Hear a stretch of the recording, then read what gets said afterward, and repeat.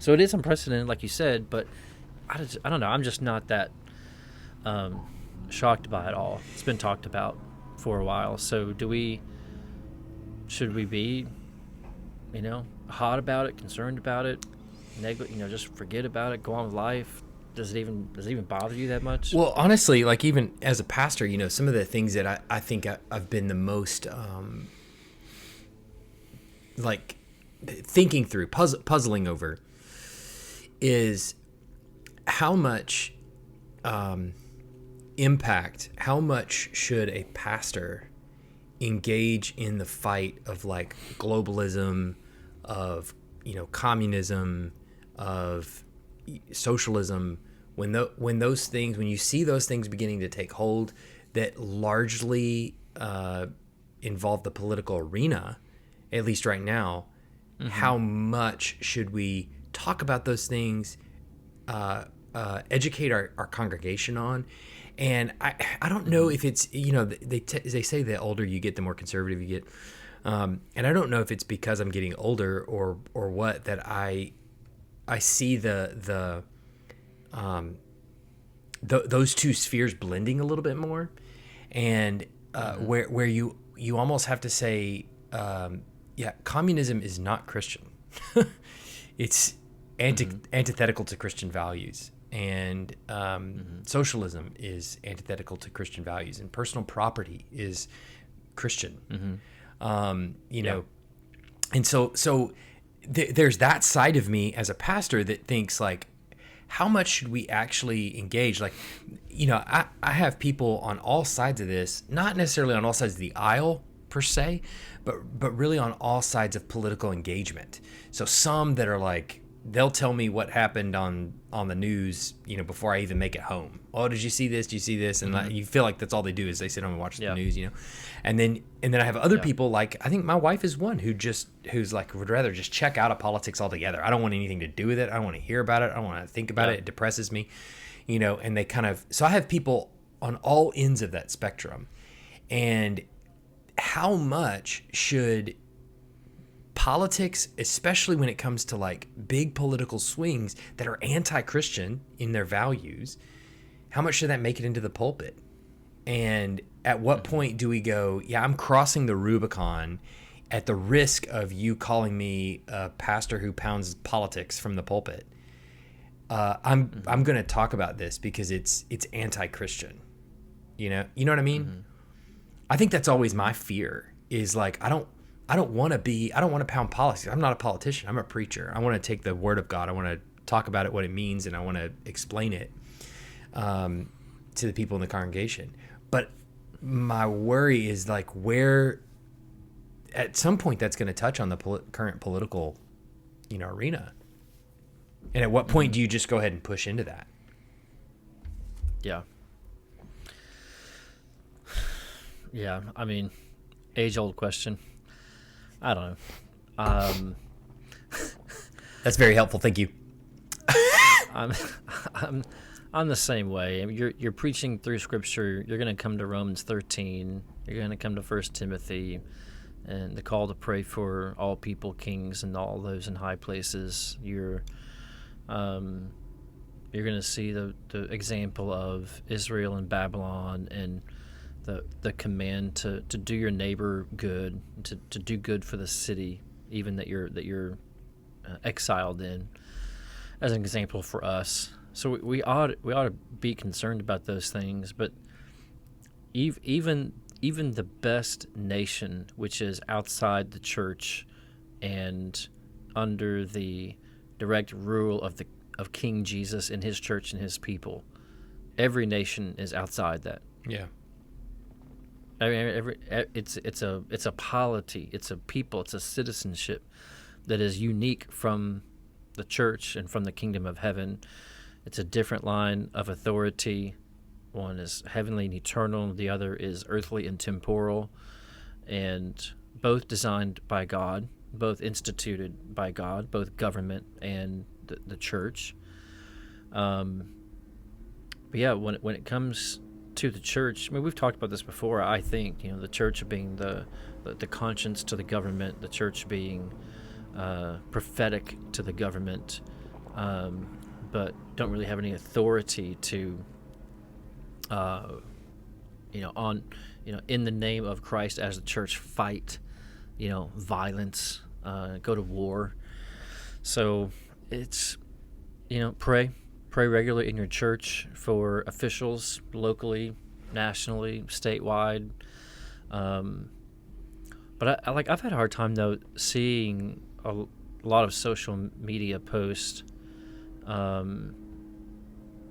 Today, I was just scrolling through Facebook and Twitter some this morning, and there's a lot of pray for Trump stuff, a lot of Trump support things, like he's a martyr. Yeah.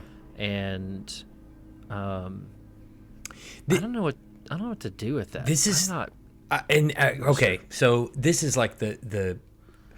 It's not just a pet peeve. It's like there's something wrong, and there's this difficult line that I always feel that I'm walking as a pastor, as a husband, as a father, where here is a guy who allegedly did something that's sinful, and that I've heard him compared to Jesus.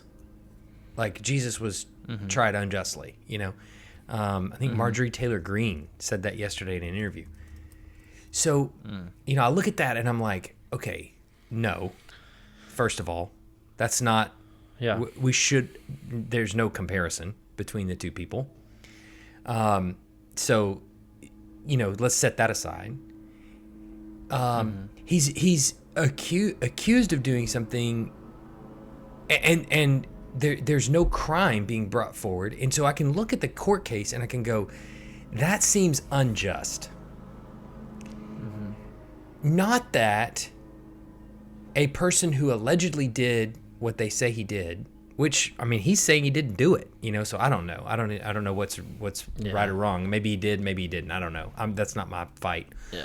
But yeah. So, but the point is, he's not like a moral, upstanding guy. And so I'm not trying. The number of presidents who have had affairs is a long list. Right. And I'm not trying aside to, from him personally. Yeah, defend anything he did or didn't do and say like, no, that's okay. That's fine.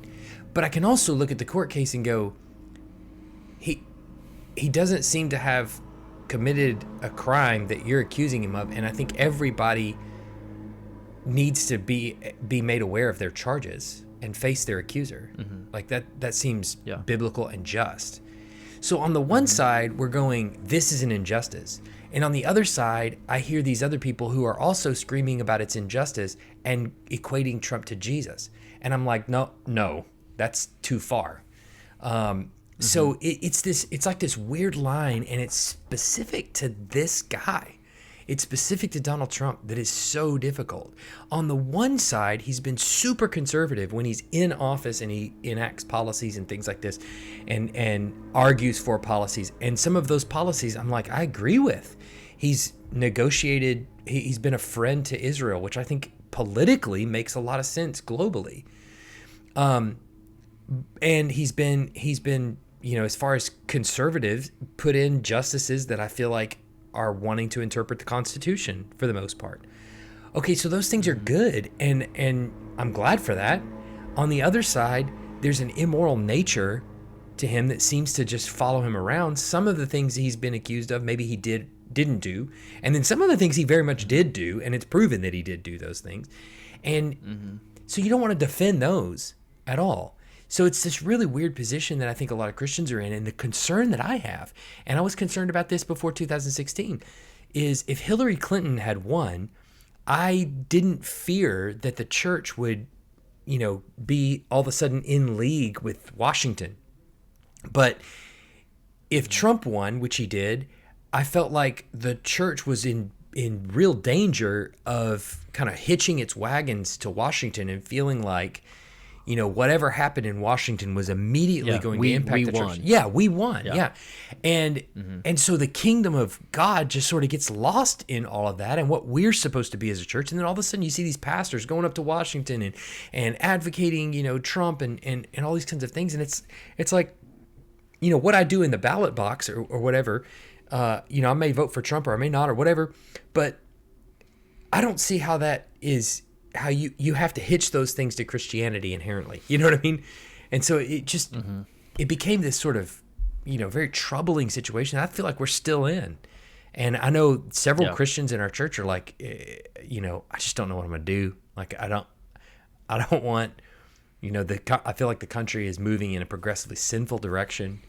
And I feel like conservative policies might stem the tide on some of that. At the same time, what do you do? It's tough. Yeah, and I'm thankful. There's a couple of the podcasts I listened to said, the greater danger here. There's political leverage to be used one way or the other. You had sent me that picture that artificial intelligence had created of Trump being arrested. And it's got him. He's like fighting, and there's guys pulling him, and his hair's messed up, and he's angry, and he's trying to. And I'm like, that's not how this is gonna go. No, that was like last week, because Trump will definitely make this part of his campaign, and use it. Yeah. And he came up last night. Was it last night? Tuesday night, and gave a big public speech about it.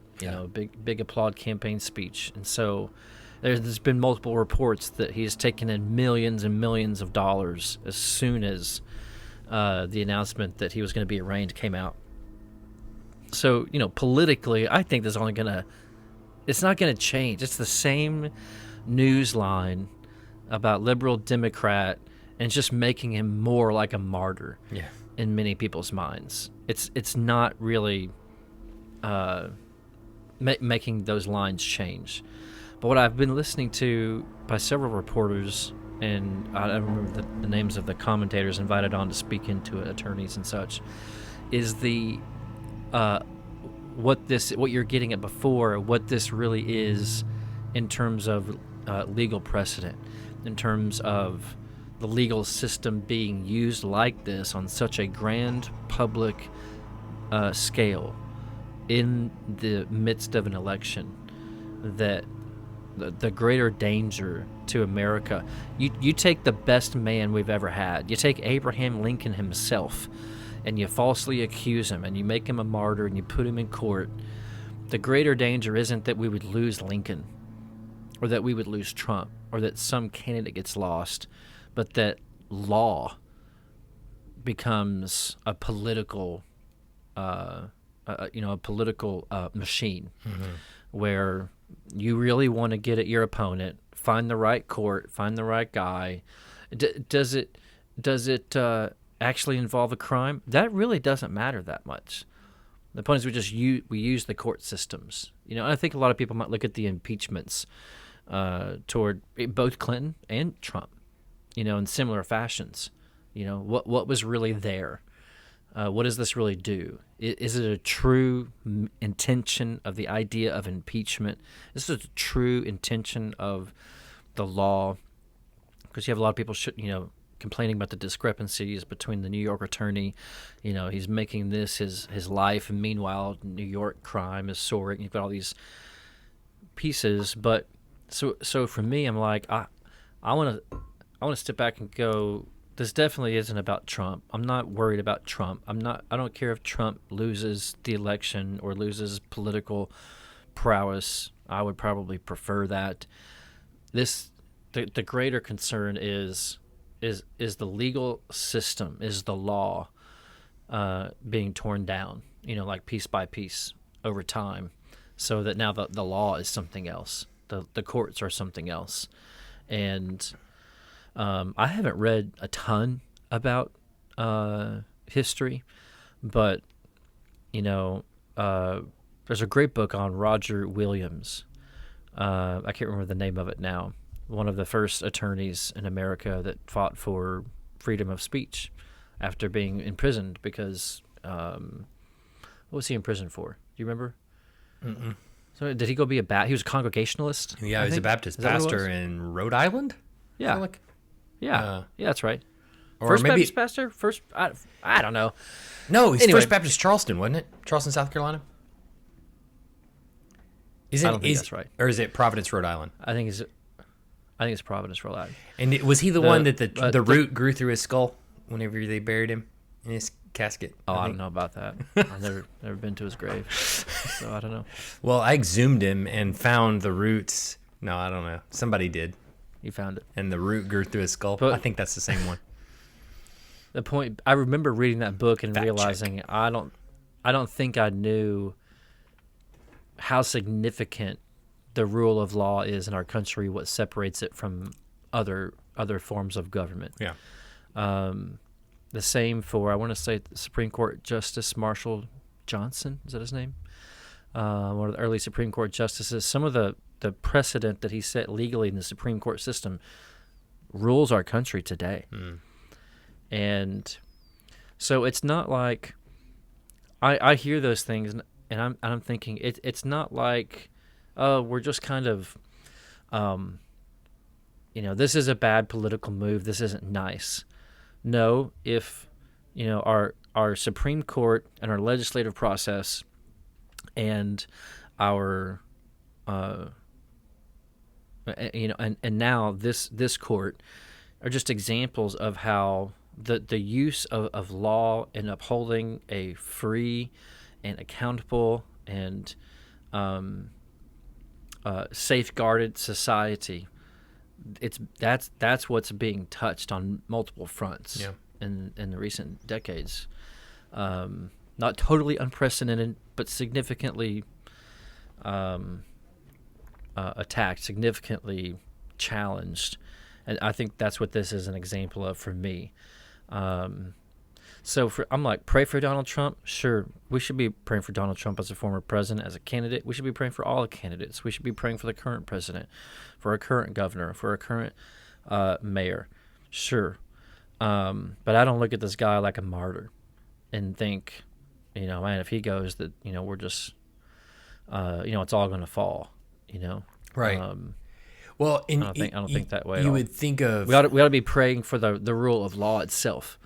We ought to be praying for men to, like Paul says in 1 Timothy, that we ought to be able to live peaceful and quiet lives.